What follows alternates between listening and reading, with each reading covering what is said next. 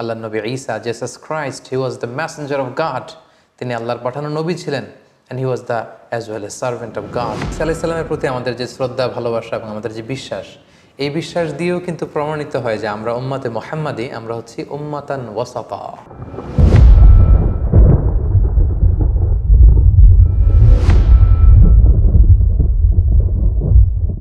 আসসালামু আলাইকুম ওয়া রাহমাতুল্লাহি ওয়া বারাকাতুহু। সম্মানিত দিনী ভাই এবং বোনেরা, প্রফেট সিরিজের ২৪তম পর্বে আপনাদের সবাইকে স্বাগত। আজকের পর্বে আমরা সাইয়েদনা ঈসা আলাইহিস সালামের জীবনী শুনব ইনশাআল্লাহ। সাইয়েদনা ঈসা আলাইহিস সালাম তিনি জন্মগ্রহণ করেছেন ফিলিস্তিনের বেথেলহাম শহরে, যে শহরটিকে আরবিতে বলা হয় মাদিনাতু বাইতুলাহাম। আবার কোনো কোনো ঐতিহাসিক বলেছেন যে তিনি নাজারেত সিটিতে জন্মগ্রহণ করেছেন, যেটাকে আরবিতে বলা হয় মাদিনাতুন নাসেরা। তবে বেথেলহাম শহরের ব্যাপারেই বেশিরভাগ ঐতিহাসিক মতামত পেশ করেছেন, কিন্তু কোরআন আল কারীমে সুনির্ধারিতভাবে ওনার জন্মস্থানের কথা বলা হয়নি, বরং বলা হয়েছে বাইতুল মুকাদ্দাস থেকে একটা রিমোট এরিয়াতে, দূরবর্তী কোনো একটা জায়গায়, যেটা সারাউন্ডেড বাই ডেট ট্রিজ, খেজুর গাছ দ্বারা বেষ্টিত, এরকম কোনো একটি জায়গায় আল্লাহ নবী ঈসা আলাইহিস সালাম জন্মগ্রহণ করেছেন। আমরা ওনাকে চিনি আল্লাহ নবী ঈসা হিসেবে অথবা ঈসা রুহুল্লাহ হিসেবে, কিন্তু খ্রিস্টান সম্প্রদায় তারা ঈসা আলাইহিস সালামকে জেসাস ক্রাইস্ট বলে থাকে, যেটাকে বাংলায় যিশু খ্রিস্ট বলা হয়। কালামুল্লাহ মাজিদে ঈসা আলাইহিস সালামের অনেকগুলো নাম উল্লেখ হয়েছে। কোরআন কখনো কখনো ওনাকে অ্যাড্রেস করেছে আল মাসিহ বলে, কখনো উল্লেখ করেছে ঈসা ইবনু মারিয়াম বলে, কখনো রূহ বলে, এবং মাঝে মাঝে কালিমাতুহু বলে। আল মাসিহ বলা হয়েছে এজন্য কারণ আরবিতে মাসাহা ইয়ামসাহু মানে টাচ করা, মাসেহ করা, মেসেজ করা। ঈসা আলাইহিস সালাম মেসেজ করে দিলে কিছু অবাক ঘটনা ঘটতো, সেগুলো আমরা সামনে শুনবো। আবার কখনো বলা হয়েছে ঈসা ইবনু মারিয়াম, মারিয়ামের সন্তান ঈসা, যেহেতু ওনার পিতা ছিল না। কখনো বলা হয়েছে রূহ মানে স্পিরিট, আল্লাহ তাআলা স্পেশাল স্পিরিট এখানে দিয়েছিলেন। আবার কখনো বলা হয়েছে কালিমাতুহু, আল্লাহর বিশেষ কালিমা। তিনি পৃথিবীতে পিতা ছাড়া জন্মগ্রহণ করেছেন। আমরা জানি যে সাধারণত আমাদের প্রত্যেকের মা আছে, বাবা আছে, বাবা এবং মায়ের মাধ্যমে আমরা পৃথিবীতে এসেছি, কিন্তু তিনি পৃথিবীতে একমাত্র মানব যিনি শুধুমাত্র মায়ের গর্ভ থেকে এসেছেন, পিতার সংস্পর্শ ছাড়া। ওনার পিতা ছিল না, এবং তিনি বনী ইসরায়েলের সর্বশেষ নবী, এবং ওনার প্রতি আল্লাহ তাআলা ইনজিল কিতাব নাজিল করেছেন। আমরা জানি যে প্রসিদ্ধ 4টি আসমানি কিতাব রয়েছে, এর মধ্যে ইনজিল হচ্ছে অন্যতম। তাওরাত, জাবুর, ইনজিল এবং কোরআন।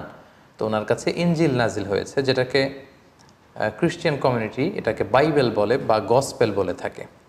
এবং তিনি হচ্ছে 5 জন উলুল আজমে মিনার রসুল আছে, যারা দৃঢ় প্রত্যয়ী, খুবই দৃঢ় প্রত্যয়ের অধিকারী 5 জন নবী, তাদের মধ্যে থেকে তিনি একজন। তারা হচ্ছেন নূহ আলাইহিস সালাম, ইব্রাহিম আলাইহিস সালাম, মূসা আলাইহিস সালাম, এবং এই ঈসা আলাইহিস সালাম, এবং আমাদের প্রিয় নবী মুহাম্মদ রাসূলুল্লাহ সাল্লাল্লাহু আলাইহি ওয়াসাল্লাম।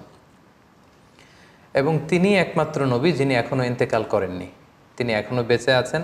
আল্লাহ তাআলা বিশেষ কুদরতে ওনাকে আকাশে তুলে নিয়েছেন। তিনি একটা সময় শেষে, শেষ জামানায়, কিয়ামতের অদ্যাবধি পূর্বে, আগ মুহূর্তে পৃথিবীতে আসবেন। ইমাম মাহাদির নেতৃত্বে তিনি গোটা বিশ্বে সাম্য, শান্তি, ভালোবাসা, ইসলাম এটা প্রতিষ্ঠা করবেন, এবং স্বাভাবিকভাবে অন্যান্য নবীদের মতো তিনি পৃথিবীতে ইন্তেকাল করবেন। তার মায়ের নাম ছিল মারিয়াম, আমরা জেনেছি, এবং আমাদের প্রফেট সিরিজের জাকারিয়া আলাইহিস সালামের পর্বে আমরা মোটামুটি মারিয়াম আলাইহিস সালামের ঘটনার ব্যাপারে আলোচনা করেছিলাম। আল্লাহ তাআলা মারিয়াম আলাইহিস সালামকে গোটা বিশ্বের নারীকুলের মধ্যে থেকে স্পেশালি তিনি চুজ করেছেন, তিনি তাকে পিউরিফাই করেছেন, তাকে সিলেক্ট করেছেন। এবং মারিয়াম আলাইহিস সালামের নামে কোরআনের স্বতন্ত্র একটি সূরা এসেছে। আমরা জানি কোরআনে 114টি সূরা, এর মধ্যে একজন নারীর নামে কোরআনে একটি সূরা ডেডিকেট করা হয়েছে, আর সেটা হচ্ছে সূরাতুল মারিয়াম। সেটা ঈসা আলাইহিস সালামের মায়ের নামে সূরা। কোরআনে আল্লাহ পাক তাকে সিদ্দিকা বলেছেন, সত্যবাদী নারী, এবং তিনি কুমারী হয়েও সন্তান জন্মদান করেছেন। এবং সাইয়েদনা মারিয়াম আলাইহিস সালাম এবং তার সন্তান আল্লাহ নবী ঈসা আলাইহিস সালামকে আল্লাহ তাআলা শয়তানের দুষ্ট খোঁচা থেকে হেফাজত করেছেন, কারণ ঈসা আলাইহিস সালামের নানি হান্না বিনতে ফাখুজ স্পেশালি আল্লাহ তাআলার কাছ থেকে দোয়া করে এটা চেয়ে নিয়েছিলেন। কোনো নিউবর্ন বেবি যখন পৃথিবীতে আসে, শয়তান তাকে খোঁচা দেয়, তখন বাচ্চাটা ওয়া ওয়া করে কেঁদে ওঠে। এটা ঘটেনি শুধু মারিয়াম আলাইহিসসালামের ক্ষেত্রে এবং আল্লাহ নবী ঈসা আলাইহিসসালামের ক্ষেত্রে। সম্মানিত শুধু আল্লাহ নবী ঈসা আলাইহিসসালামের জন্মটাই একটা মিরাকেল, তার জন্মটাই একটা মুজিজা। কারণ আমরা পৃথিবীতে বাবা মায়ের মাধ্যমে এই দুনিয়ার বুকে এসেছি, কিন্তু আল্লাহ নবী ঈসা আলাইহিসসালাম পিতা ছাড়া কেবলমাত্র মায়ের মাধ্যমে দুনিয়াতে এসেছেন। কিভাবে তিনি এসেছেন, তার জন্মের ঘটনাটা কেমন ছিল, বিস্তারিতভাবে আল্লাহ তাআলা সূরা মারিয়ামে উল্লেখ করেছেন। আমরা সরাসরি কোরআনে ফিরে যাই, তাহলে আমরা বুঝতে পারবো যে কোরআন আমাদেরকে কি জানাচ্ছে।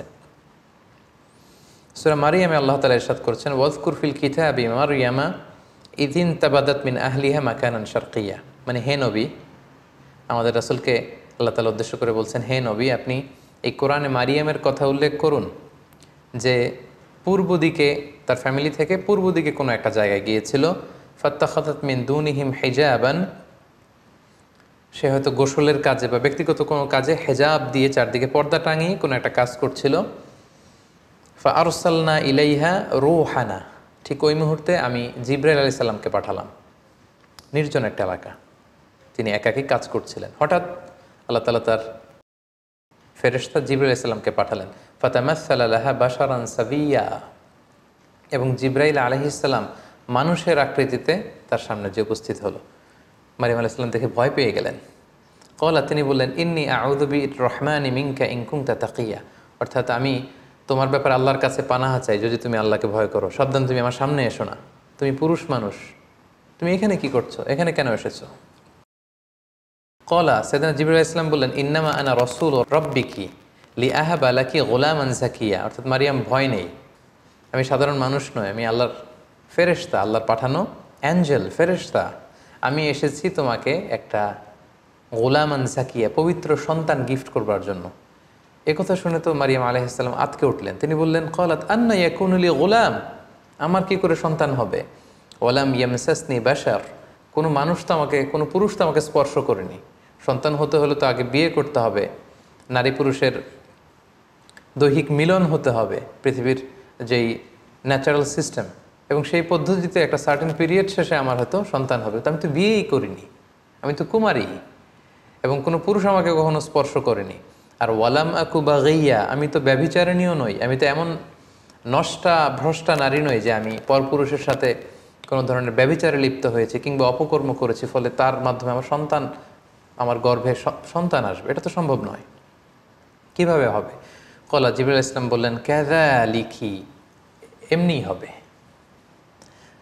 ক্বালা রব্বুকি হুয়া আলাইয়া হাইয়্যান, তোমার রব আমাকে এই বলে পাঠিয়ে দিয়েছে যেটা আমার পক্ষে সম্ভব, আমি আল্লাহ তাআলা চাইলেই এই মিরাকেল ঘটাতে পারি। ওয়ালি নাজআলাহু আয়াতান লিন্নাস, আল্লাহ তাআলা বলেন যে এটা আমি করতে চাই যাতে করে তার সন্তানকে গোটা বিশ্বের জন্য আমি একটা নিদর্শন করে রাখতে পারি।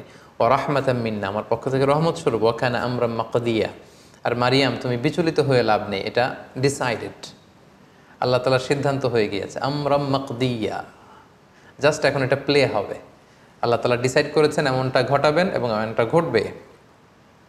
ফাহামালাতহু ফান্তাবাযাত বিহি মাকানান কসিয়া, এবং মুহূর্তের মধ্যেই সাইয়েদনা মারিয়াম আলাইহিস সালাম তিনি প্রেগনেন্ট হয়ে গেলেন। মুহাসসিরিন ইকরাম বলেছেন যে জিবরাইল আলাইহিস সালাম একটা ফু দিলেন, সেটা মারিয়াম আলাইহিস সালামের জামার পকেটের ভেতর দিয়ে মারিয়াম আলাইহিস সালামের গর্ভের ভেতরে টাচ করলো, এবং এটা ছিল একটা special spirit, breathed into it, আল্লাহ তাআলা স্পেশাল একটা রুহের ফুৎকার দিয়েছেন, এবং সেই রুহের ফুৎকার যখন মারিয়াম আলাইহিস সালামের গর্ভে চলে গেল, তিনি প্রেগনেন্ট হয়ে গেলেন। সুবহানাল্লাহি বিহামদি। ফান্তাবাযাত বিহি মাকানান কসিয়া, তিনি লজ্জায় এলাকার কোনো লোকের সামনে যাতে না পড়ে যান, তিনি দূরবর্তী একটা স্থানে গেলেন, এবং সেই স্থানটাই বর্তমানে বেথলহাম সিটি নামে পরিচিত, আরবিতে যেটাকে বলা হয় মাদিনাতু বাইতুল লাহাম, কারণ তিনি লজ্জা অনুভব করছিলেন। এবং ঈসা আলাইহিস সালামের জন্মটা যেহেতু মিরাকেল, ওনার এই প্রেগনেন্সি পিরিয়ডটাও মিরাকেল। সাধারণত বেবি যখন কেউ কনসিভ করে, কোনো নারী, তার 9 মাস 10 মাস একটা সময়, সার্টেন পিরিয়ড অফ টাইম তাকে এই প্রেগনেন্সি পিরিয়ডকে পার করতে হয়, তখন তার বেবি ডেলিভারি হয়। কিন্তু যেহেতু এটা ছিল আল্লাহর মিরাকেল, মুহূর্তেই তিনি গর্ভবতী হয়েছেন। একজন 9 মাসের পরিপূর্ণ প্রেগনেন্ট পিরিয়ডকে পার করেছে একজন নারীর দেহাবয়ব যেমন, দেখতে যেমন, দূর থেকে দেখলেই বোঝা যায় যে তিনি গর্ভধারিণী। মারিয়াম আলাইহিস সালামের অবস্থাটা মুহূর্তের মধ্যে আল্লাহ তাআলার এই মিরাকেলে, এই মুআজিজার মাধ্যমে এরকম হয়ে গেল। তিনি আতঙ্কিত হলেন, তিনি ভয় পেলেন। অন্য কারো সামনে যাতে তিনি পরে লজ্জিত হতে না হয়, তিনি এলাকা ছেড়ে মাকানান কসিয়া, সেই বেথলহাম সিটিতে চলে গেলেন, এবং সেখানে খেজুর বেষ্টিত একটা এলাকা ছিল। ফাজা আহল মাখাদু ইলা জিজআইন নাখলা, তো ওনার পেইন আসলো, প্রচণ্ড ব্যথা, সন্তান জন্মদানের যে পেইন হয় এটা তাকে একটা খেজুর গাছের গোড়ায় নিয়ে আসলো। তিনি সহ্য করতে না পেরে সেখানে বসলেন। ক্বালাত ইয়া লাইতানি মিত্তু ক্বাবলা হাযা, এবং নিজের সাথে কথা বলতে লাগলেন যে হায় রে, আজকের এই সিচুয়েশন ফেস করার আগে আমি যদি মারা যেতে পারতাম কতই না ভালো হতো, আমি যদি মরে যেতে পারতাম। ওয়া কুনতু নাসিয়াম মানসিয়া, অথবা আমি যদি মানুষ থেকে বিস্মৃত হয়ে যেতে পারতাম, অর্থাৎ মারিয়াম নামে একজন লোক ছিল পৃথিবীতে, এটা যদি সবাই ভুলে যেত তাহলে কতই না ভালো হতো, তাহলে তো আমি লজ্জিত হওয়া লাগতো না।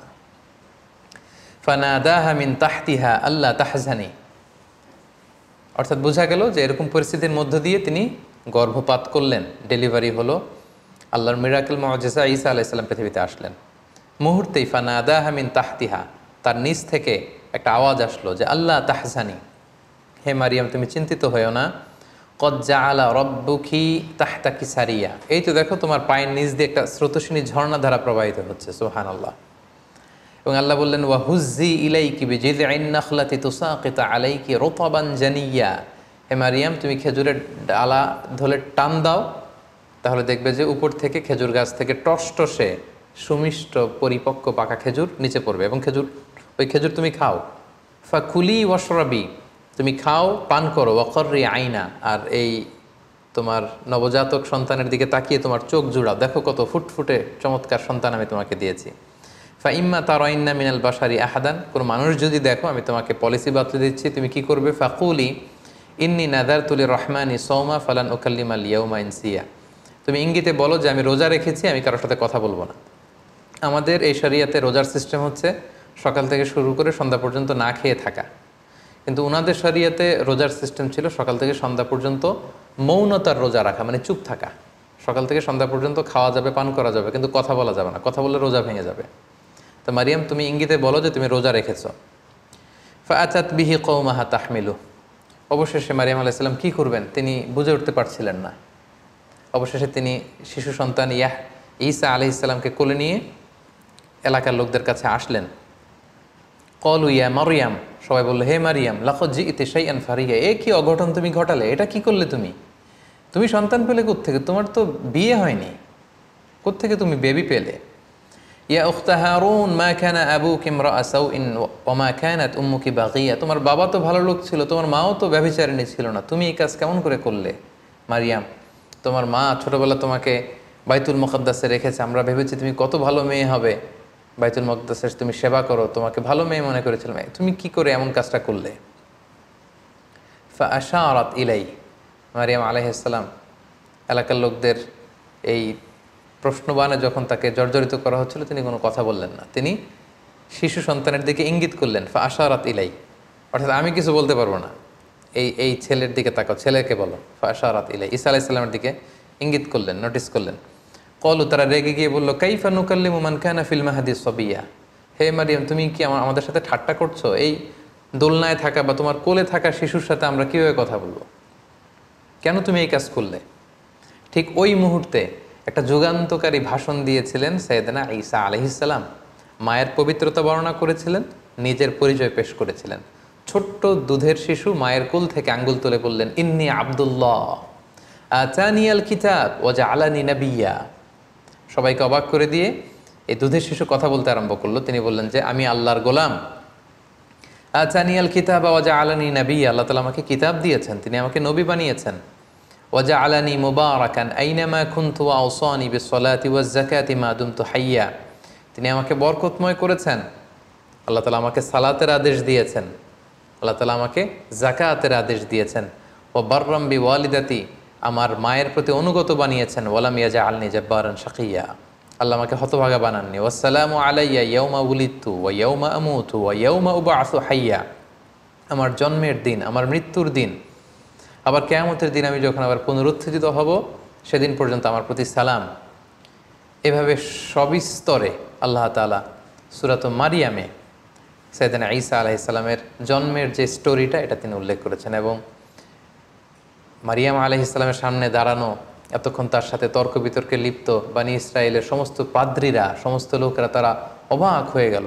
গোটা বিশ্বে এমন তো কখনো ঘটেনি যে মায়ের কোলে থাকা ছোট্ট দুধের শিশু, কিছুক্ষণ আগে যে ছেলে জন্মগ্রহণ করেছে, সে কীভাবে প্রাপ্তবয়স্ক লোকদের মতো কথা বলে। এবং সাইয়েদনা ঈসা আলাইহিস সালাম সেদিন নিজের পরিচয় দিয়েছিলেন, তার মা যে ব্যভিচারিণী নন সেটাও তিনি প্রমাণ করেছিলেন। সম্মানিত সুধী, ঠিক এভাবে আল্লাহ তাআলা ঈসা আলাইহিস সালামের জন্মের বৃত্তান্ত সূরা মারিয়ামে উল্লেখ করেছেন। এবং ঈসা আলাইহিস সালামের এই অলৌকিক জন্মের কারণে পুরো খ্রিস্ট সমাজ কিন্তু তাকে আল্লাহ সন্তান বলে অভিহিত করে। নাউজুবিল্লাহ, তারা বলে যে Jesus Christ is the son of god, যে যীশু খ্রিস্ট সে হচ্ছে আল্লাহ তাআলার সন্তান। এবং এই কথাটার প্রতিবাদ করে দ্ব্যর্থহীন ভাষায় আল্লাহ তাআলা সূরা আলী ইমরানে তিনি বলছেন যে ইন্না মাসালা ঈসা ইনদাল্লাহি কামাসালি আদম খলাকাহু মিন তুরাব সুম্মা ক্বালা লাহু কুন ফায়াকুন। অর্থাৎ খ্রিস্ট সমাজের কি হলো, তারা কেন ঈসা আলাইহিস সালামকে, ঈসাকে আমার সন্তান বলে? তার অলৌকিক জন্মের কারণে তারা কেন তাকে আমার সন্তান বানায়? আল্লাহ তাআলা এখানে প্রশ্ন ছুড়ে দিলেন যে ঈসার জন্ম বা ঈসার দৃষ্টান্ত তো আল্লাহ তাআলার কাছে আদম আলাইহিস সালামের মতো। অর্থাৎ কেমন যেন আল্লাহ তাআলা বুঝাতে চাইলেন যে ঈসাকে যদি আমার সন্তান বলো তাহলে আদমকে বলো না কেন? আদমের ব্যাপারটা তো আরও আশ্চর্যজনক।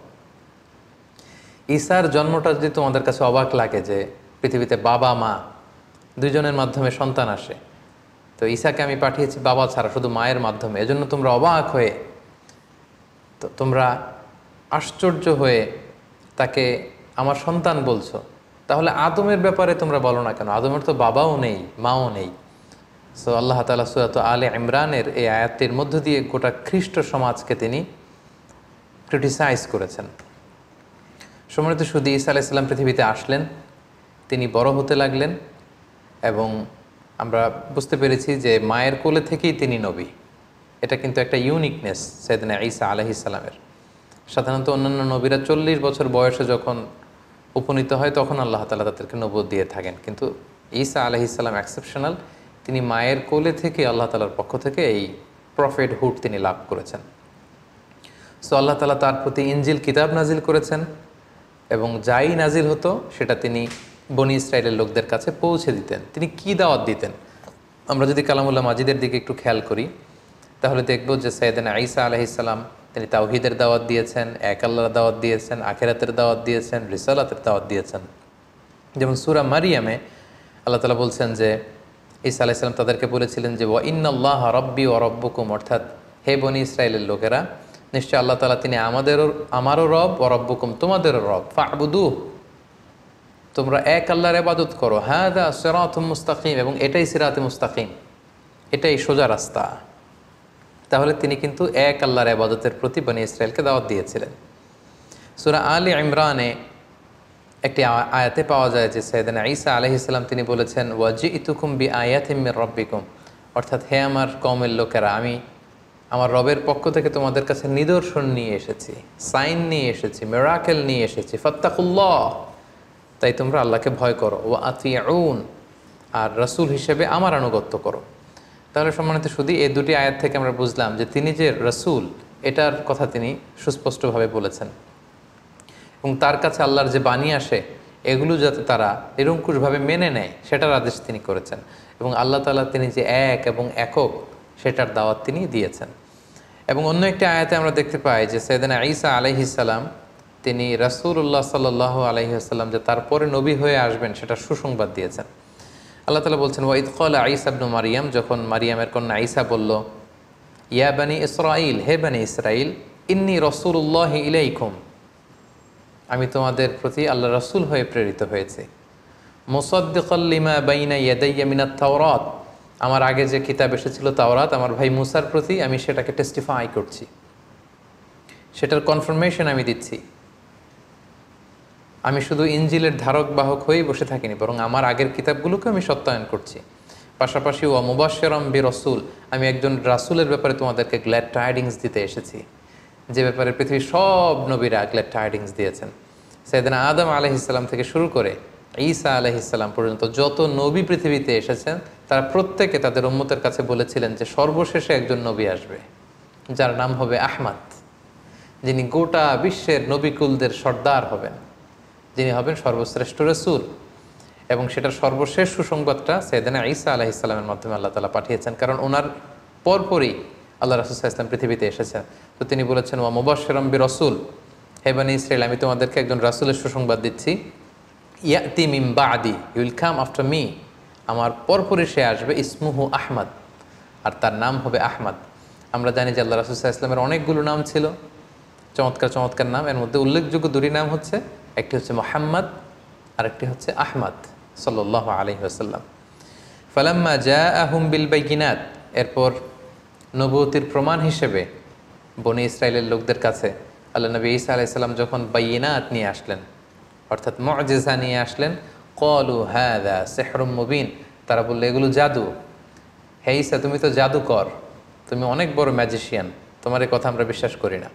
এবং সম্মানিত সুধী, আমরা তো সাইয়েদনা আদম থেকে শুরু করে অনেক নবীর ঘটনা, স্টোরি আমরা শুনেছি আমাদের এই প্রফেট সিরিজে। আমরা প্রায় দেখেছি যে নবীরা যখন মুআজিজা নিয়ে আসতো, এটাকে এলাকার লোকেরা জাদু বলে উড়িয়ে দিত। তো এখন আমরা জানবো যে সাইয়েদনা ঈসা আলাইহিস সালামকে আল্লাহ তাআলা কি কি মুআজিজা দিয়েছিলেন। সম্মানিত সুধী, আপনারা শুনলে অবাক হবেন যে তিনি এমন কিছু অনন্য মুআজিজা তার এলাকাবাসীদেরকে দেখিয়েছিলেন, যেটা দেখে লোকজন অবাক হয়ে গিয়েছিল। তার একটি মুআজিজা ছিল, তিনি মাটি দিয়ে পাখি বানাতেন, পাখি বানিয়ে সে পাখিতে, মাটির পাখিতে ফু দিলে সেই পাখি জীবন্ত হয়ে উড়ে চলে যেত। আন্নী আখলুকু লাকুম মিনাত তিন কাহাইয়াতিত তৈরি ফাআনফুখু ফি, ফু দিতেন ফায়াকুনু তায়রাম বিইذনিল্লাহ, আল্লাহর আদেশে মাটি দিয়ে কাদা দিয়ে বানানো পাখি জীবন্ত পাখি হয়ে উড়ে চলে যেত। সুবহানাল্লাহ বিহামদি। তারপর ওয়া উবরিউল আকমাহা, কোনো অন্ধ রোগী, রাতকানা দিনকানা দৃষ্টি প্রতিবন্ধী কোনো লোকের চোখে যখন আল্লাহ নবী ঈসা আলাইহিস সালাম হাত বুলিয়ে দিতেন, মুহূর্তে লোকটা দৃষ্টিশক্তি ফিরে পেত। এজন্য ওনাকে বলা হতো মাসিহ। ওনার টাচ, এই টাচের স্পর্শের মধ্যে একটা আলাদা বারাকা ছিল। ওয়াল আবরসা, ধবল রোগী, শ্বেত রোগী, কুষ্ঠ রোগী, যাদের স্কিন ডিজিজ আছে, তাদের গায়ে হাত বুলিয়ে দিলে মুহূর্তে ওই অসুস্থ ব্যক্তি সুস্থ হয়ে যেত। ওয়া ওহিল মাউথা বিইذনিল্লাহ, মৃত লাশের সামনে দাঁড়িয়ে যখন ঈসা আলাইহিস সালাম বলতেন কুম বিইذনিল্লাহ, দাঁড়াও, মুহূর্তে মৃত লাশ জীবিত হয়ে দাঁড়িয়ে যেত। ওয়া উনাব্বিউকুম বিমা তাআকুলুন, এবং লোকদের সাথে দেখা হলে উনি বলতে পারতেন যে কে কি খেয়ে এসেছে বাসা থেকে। তিনি বলতেন, তুমি এটা দিয়ে ব্রেকফাস্ট করে এসেছো, তুমি এটা দিয়ে লাঞ্চ করে এসেছো, তুমি রাতে এটা খেয়ে এসেছো। লোকজন অবাক হয়ে যেত ওনার কথা শুনে। ওয়ামা তাদাখিরুনা ফি বুয়ুতিকুম, এবং তিনি বলে দিতে পারতেন কার ঘরে কি আছে, কে কার সিন্ধুকে কি জমা রেখেছে, গোপন হিডেন ট্রেজারের ভিতরে কোথায় কি আছে, উনি সব বলে দিতেন। এগুলো শুনে লোকজন অবাক হয়ে যেত, এবং যাদের হেদায়েত নসিবে ছিল তারা ঈমান এনেছিল। সম্মানিত শুধু এগুলো ছিল আল্লাহ নবী ঈসা আলাইহিস সালামের প্রতি আল্লাহ তাআলার প্রেরিত বিশেষ কিছু মিরাকেল, মুআজিজা। এবং আমরা জানি নবীদেরকে নবুয়তির প্রমাণ হিসেবে আল্লাহ মুআজিজা দিয়ে থাকেন, এবং যে সময়ে যে জিনিসের প্রচার প্রসার ওই এলাকায় প্রসিদ্ধি বেশি, আল্লাহ ওই মুআজিজা দিয়েছেন। যেমন রাসূল সাল্লাল্লাহু আলাইহি ওয়াসাল্লামের সময়ে আরবি সাহিত্যের খুব উৎকর্ষতা সাজিত হয়েছিল, ফলে কোরআনকে আল্লাহ এমন উন্নত মানের লিটারেচার করে, সাহিত্য মানে সমৃদ্ধ করে আল্লাহ পাঠিয়েছেন, ফলে আরবের বড় বড় সাহিত্যিকরা অবাক হয়েছে যে লাইসা হাযা মিন কালামিল বাশার, কোনো মানুষের কথা এটা হতে পারে না, তারা স্বীকার করেছে। মূসা আলাইহিস সালামের সময়ে জাদুবিদ্যার প্রসার ছিল, ফলে মূসা আলাইহিস সালামকে এমন লাঠি দিয়েছেন, এটা দিয়ে এটা সাপ হয়ে যেত, এটা সাগরে রাখলে রাস্তা হয়ে যেত। লোকজন অবাক হয়ে গিয়েছে। ঈসা আলাইহিস সালামের সময়কালে ফিলিস্তিনে, শাম দেশে চিকিৎসা বিদ্যার খুব উৎকর্ষতা সাধিত হয়েছিল, ফলে আল্লাহ তাআলা ঈসা আলাইহিস সালামকে চিকিৎসা বিজ্ঞানের এমন কিছু দান করেছিলেন যেটা দেখে সবাই অ্যাস্ট্রনিস্ট হয়ে গিয়েছিল। কেউ ধবল রোগী, শ্বেত রোগী, কুষ্ঠ রোগীকে ভালো করতে পারেন, উনি টাচ করলে ভালো হয়ে যায়। রাতকানা দিনকানা, অন্ধ, প্রতিবন্ধী, দৃষ্টি প্রতিবন্ধী লোক ভালো হয় না, উনি টাচ করে দিলে ভালো হয়ে যায়। মৃত লাশকে তিনি জীবিত করে ফেলেন, মাটি দিয়ে বানানো পাখিকে ফু দিলে জীবিত হয়ে যায়। আল্লাহ তাআলা এগুলো এজন্যই দান করেছেন যাতে এগুলো দেখে লোকজন বুঝতে পারে যে তিনি সাধারণ কোনো মানুষ নন, তিনি আল্লাহর পাঠানো প্রেরিত রাসূল। তো সাইয়েদনা ঈসা আলাইহিস সালামের এই মুআজিজার মাধ্যমে মানুষকে দাওয়াত দিতে লাগলেন, এবং ওনার প্রতি নাজিল হওয়া ইনজিল কিতাবের দাওয়াত তিনি দিতে লাগলেন। কিন্তু আমরা জানি যখনই নবীরা কোনো এলাকায় দাওয়াতি কাজ করেছে, তাদের পথটা কণ্টকাকীর্ণ ছিল, কুসুমাস্তীর্ণ ছিল না। তাদের বিরোধিতা করা হতো, তাদের বিরুদ্ধে ষড়যন্ত্র করা হতো, এগুলো মানুষ গ্রহণ করতে চাইতো না। এবং ঈসা আলাইসাল্লামের ক্ষেত্রেও তাই হয়েছে। যখন ঈসা আলাইসাল্লামের কথা লোকজন মানতে আরম্ভ করলো, শুনতে আরম্ভ করলো, তারও বিরোধিতা শুরু হলো। এবং দেখা গেল যে স্বল্প আয়ের যে মানুষগুলো, কৃষক শ্রেণী, জেলে পাড়ার লোকজন, ধোপা যারা আছে, এই সমাজের নিম্ন শ্রেণীর লোকজন আল্লাহ নবী ঈসা আলাইসাল্লামের ফলোয়ার হতে লাগলো। তারা ইনজিল কিতাবের সুমহান বাণী শুনে ঈমান এনে তারা ঈসা আলাইসাল্লামের অনুসারী হয়ে গেল। এবং ঈসা আলাইসাল্লামের খুব কাছের কিছু লোক ছিল, তাদেরকে তিনি হাওয়ারি বলতেন। ঈসা আলাইসাল্লামের সাথীদেরকে বলা হয় হাওয়ারি, আর আমাদের প্রিয় নবী মুহাম্মদ রাসূলুল্লাহ সাল্লাল্লাহু আলাইহি সাল্লামের সাথীদেরকে বলা হয় সাহাবী। তার দল যখন ভারী হতে লাগলো, সত্যের বাণী যখন ঈসা আলাইসাল্লাম প্রচার করতে লাগলেন, তার বিরোধিতাও কিন্তু বনি ইসরায়েলের মধ্যে ঠিক বাড়তে লাগলো। কোনোভাবে ঈসা আলাইসাল্লামকে তারা দমাতে পারছে না, কোনো ষড়যন্ত্রই কাজে আসছে না। তখন তারা ঈসা আলাইসাল্লামের বিরুদ্ধে রটাতে শুরু করলো যে তার মা ছিল জিনাকারিনী, ব্যভিচার করেছে, ফলে বাবা ছাড়া ঈসা পৃথিবীতে এসেছে, তার কথা কেউ শোনো না।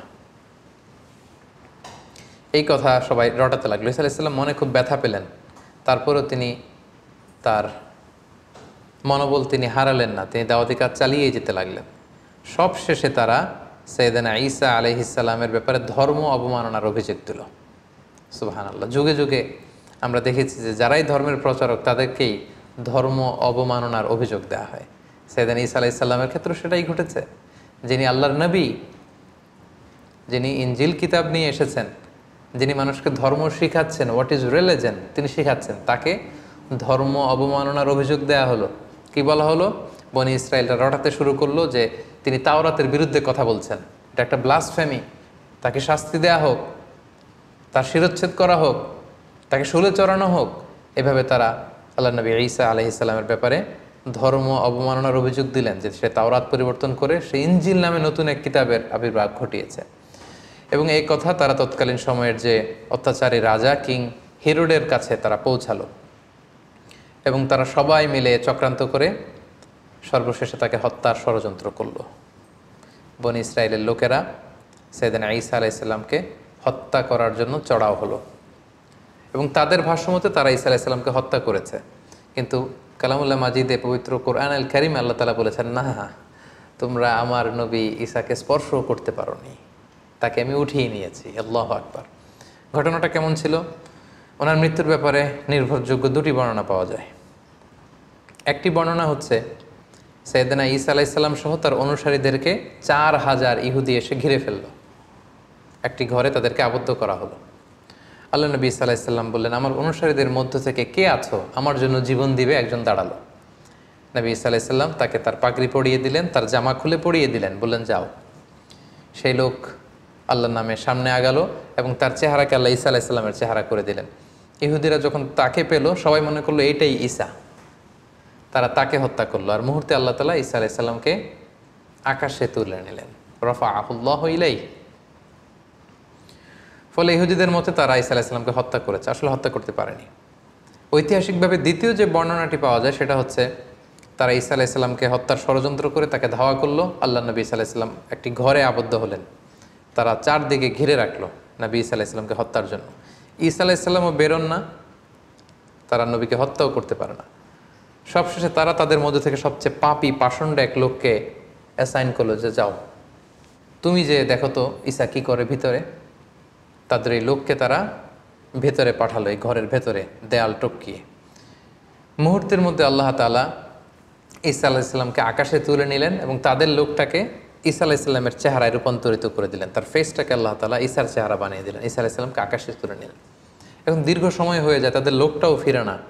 তারা ভাবলো ঘটনা কি হয়েছে আমাদের পাঠানো লোকটার? দেখি তো, ভিতরে ঢুকেই দেখেই তো ঈসা দাঁড়িয়ে আছে। আসলে এটা কিন্তু ঈসা ছিল না, এটা ছিল তাদের পাঠানো, তাদের প্রেরিত সেই লোক।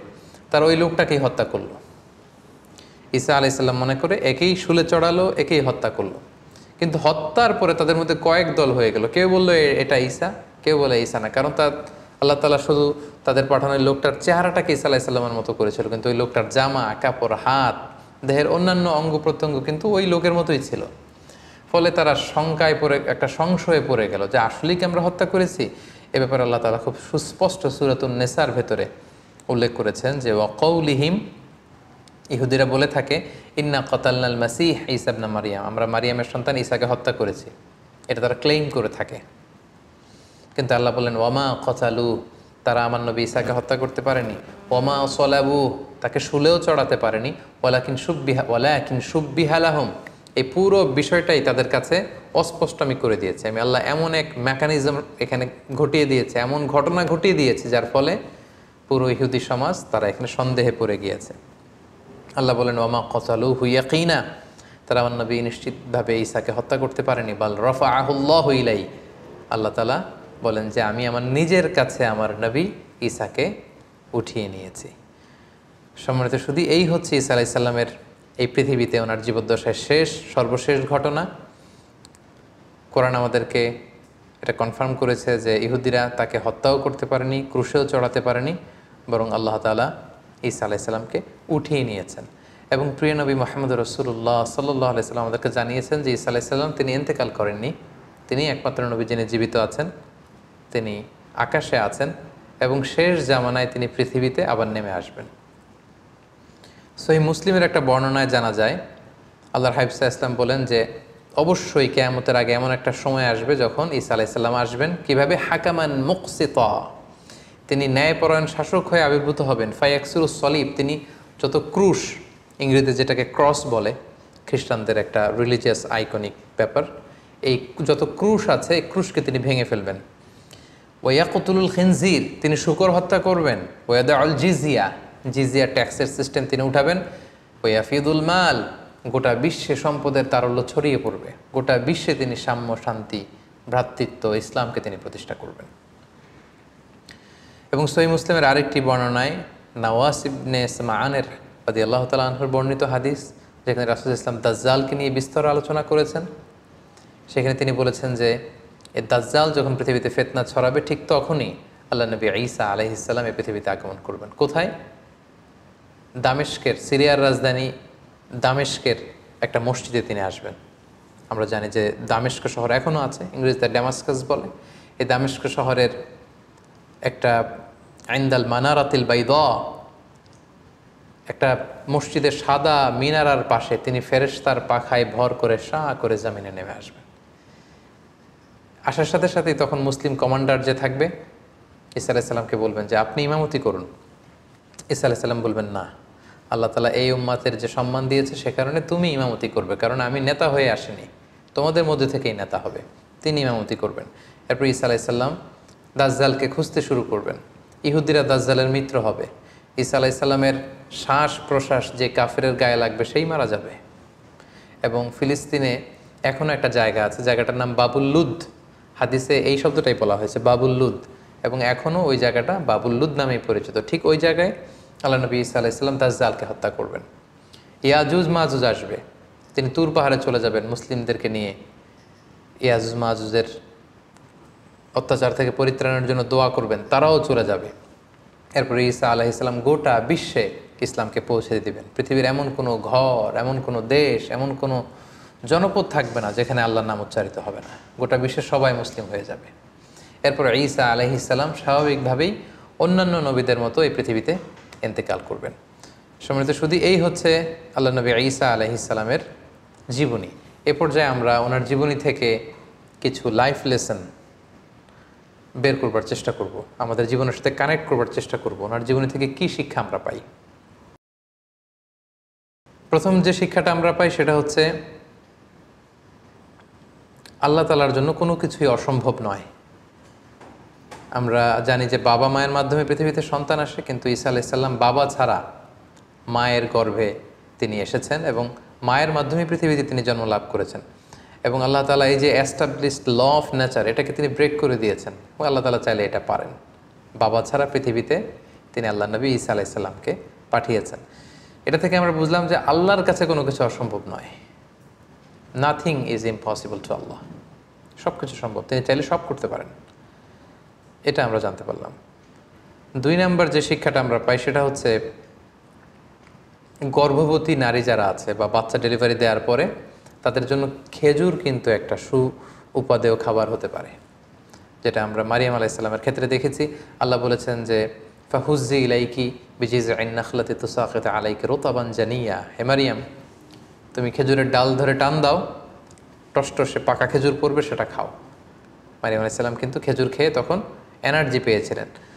সো গর্ভবতী নারী কিংবা সন্তান জন্মদানের পরে একজন মায়ের জন্য খেজুর একটা চমৎকার খাবার হতে পারে, কারণ এটার মধ্যে ভিটামিন B6 আছে, এটার মধ্যে কপার আছে, এটার মধ্যে অনেক ধরনের উপাদান আছে। বিশেষ করে খেজুর হচ্ছে ফুল অফ ফাইবার সমৃদ্ধ একটা খাবার, যেটা আপনার এনার্জিকে বুস্ট করবে।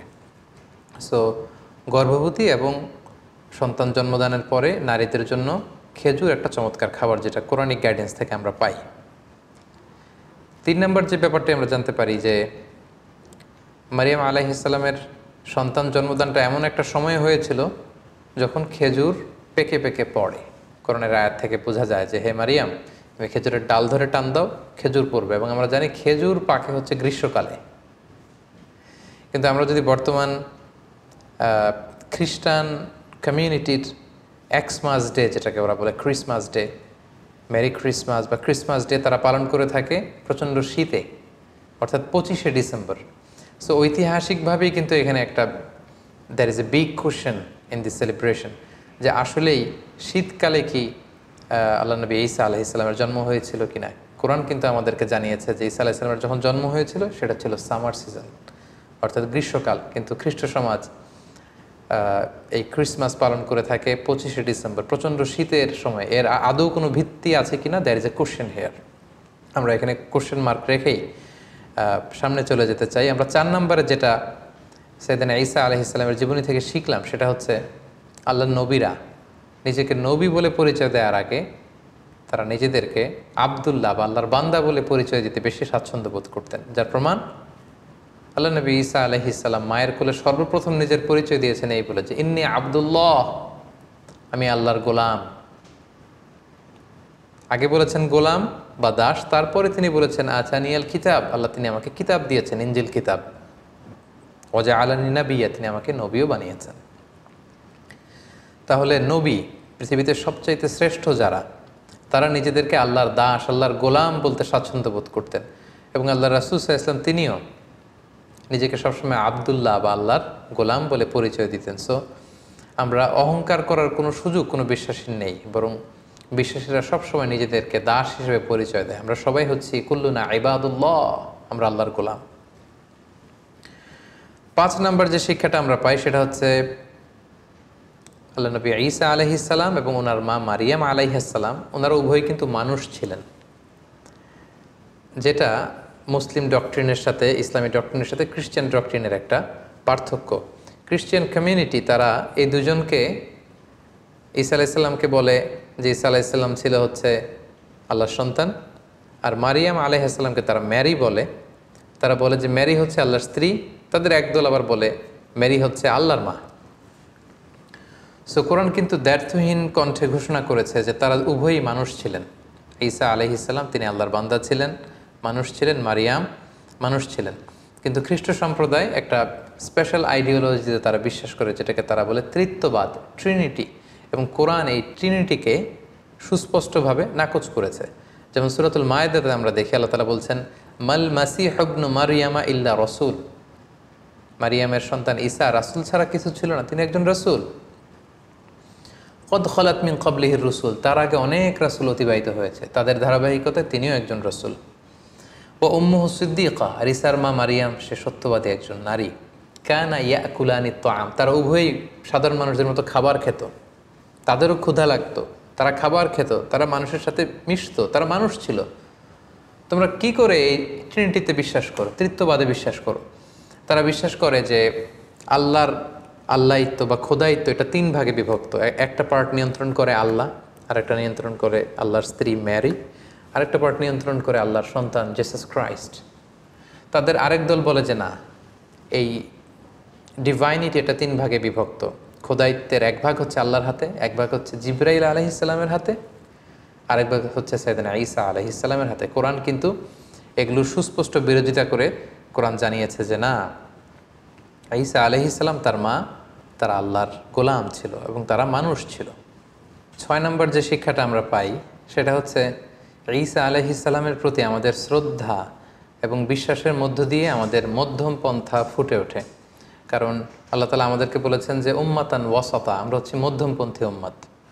আমরা যদি ঈসা আলাইহিস সালামের ব্যাপারে তাকাই তাহলে দেখব যে ইহুদিরা ওনাকে খাটো করেছে, ছোট করেছে। ইহুদিদের একদল তাকে বলেছে যে তিনি হচ্ছেন ওয়ালাদুজ জিনা, নাউযুবিল্লাহ, অর্থাৎ জিনার সন্তান। মারিয়াম জিনা করেছে, সে জিনার ফসল হচ্ছে ঈসা। ইহুদিরা এইভাবে তাকে অপদস্থ করেছে, ছোট করেছে।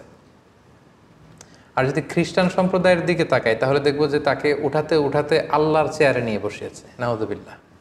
মানে দুই দলই হচ্ছে মার্জিনালাইজ করেছে। ইহুদিরা তাকে খাটো করে বলেছে তিনি জারদ সন্তান, নাউযুবিল্লাহ। আর খ্রিস্টান সম্প্রদায় যারা এখনও তাকে Jesus Christ is the son of god বলে, গডের সন্তান বলে, তারা উঠাতে উঠাতে উঠাতে আল্লাহর আসনে আসীন করেছে। এই দিক থেকে ঈসা আলাইহিস সালামের প্রতি আমাদের যে শ্রদ্ধা, ভালোবাসা এবং আমাদের যে বিশ্বাস, এই বিশ্বাস দিয়েও কিন্তু প্রমাণিত হয় যে আমরা উম্মতে মুহাম্মাদি, আমরা হচ্ছি উম্মাতান ওয়াসাতা, মধ্যমপন্থী উম্মত, মডারেট। অর্থাৎ আমরা ঈসা আলাইহিস সালামের ব্যাপারে বলি যে আবদুল্লাহি ওয়া রাসূলুহু, তিনি আল্লাহর গোলাম এবং আল্লাহর রাসূল। আমরা যখন তাকে গোলাম বলি, আল্লাহর দাস বলি, তখন এটা খ্রিস্টানদের রেসপন্স হয়। কারণ খ্রিস্টানরা উঠাতে উঠাতে ওনাকে আল্লাহর পর্যায়ে নিয়েছে। আমরা বলি না উনি আবদুল্লাহ, আল্লাহর গোলাম। আবার আমরা যখন বলি রসুলহু, তিনি আল্লাহর রসুল, তখন এটা জিউস কমিউনিটির জন্য আমাদের পক্ষ থেকে রেসপন্স হয় যে না, তোমরা যে বলছো ওয়ালাদুজ জিনা, জিনার সন্তান না, উনি জিনার সন্তান নয়, উনি হচ্ছেন আল্লাহর সম্মানিত রসুল। সো ওনার প্রতি আমাদের বিশ্বাস হচ্ছে উনি আবদুল্লাহি ওয়া রাসূলু, তিনি আল্লাহর গোলাম, আল্লাহর দাস এবং আল্লাহর প্রেরিত রাসূল। তার প্রতি ইনজিল কিতাব নাজিল হয়েছে, তার মার নামে আল্লাহ সরাসরি একটা কমপ্লিট সূরা কোরআনে ডেডিকেট করেছে। সো যদিও তিনি আমাদের নবী নন, তিনি খ্রিস্টানদের নবী, তারপরে ওনার প্রতি সঠিক বিশ্বাস এবং আকীদা আমরা কোরআনের মাধ্যমে পেয়েছি। তিনি হচ্ছেন আবদুল্লাহি ওয়া রাসূলু। ঈসা আলাইহিস সালামের জীবনী থেকে সর্বশেষ এবং সবচেয়ে গুরুত্বপূর্ণ যে শিক্ষাটা আমরা পাই সেটা হচ্ছে শিরকের গুনাহ আল্লাহ তাআলা কখনো ক্ষমা করেন না। ইন্নাল্লাহা লা ইয়াগফিরু আন ইউশরাকা বিহি ওয়া ইয়াগফিরু মা দুনা যালিকা লিমান ইয়াশা। আল্লাহ শিরকের গুনাহ কখনো ক্ষমা করবেন না, সব ক্ষমা করে দিতে পারেন, তিনি শিরকের গুনাহ ক্ষমা করেন না। কারণ এটা জুলমুন আযীম, অনেক বড় পাপ। আল্লাহর আল্লাহিত্বের ভেতরে, খোদার খোদাইত্বের ভেতরে কাউকে বসানো, এটা আল্লাহ তাআলা কখনো বরদাস্ত করেন না, এটা আল্লাহর গায়রাতে লাগে। কিন্তু খ্রিস্টানরা সেটাই করেছে। ওয়াকালাতিন নাসারা, কোরআন বলছে ওয়াকালাতিন নাসারা, নাসারারা বলে, মানে খ্রিস্টানরা বলে আল মাসীহ ইবনুল্লাহ, ঈসা মাসীহ উনি নাকি আল্লাহর সন্তান, নাউযুবিল্লাহ।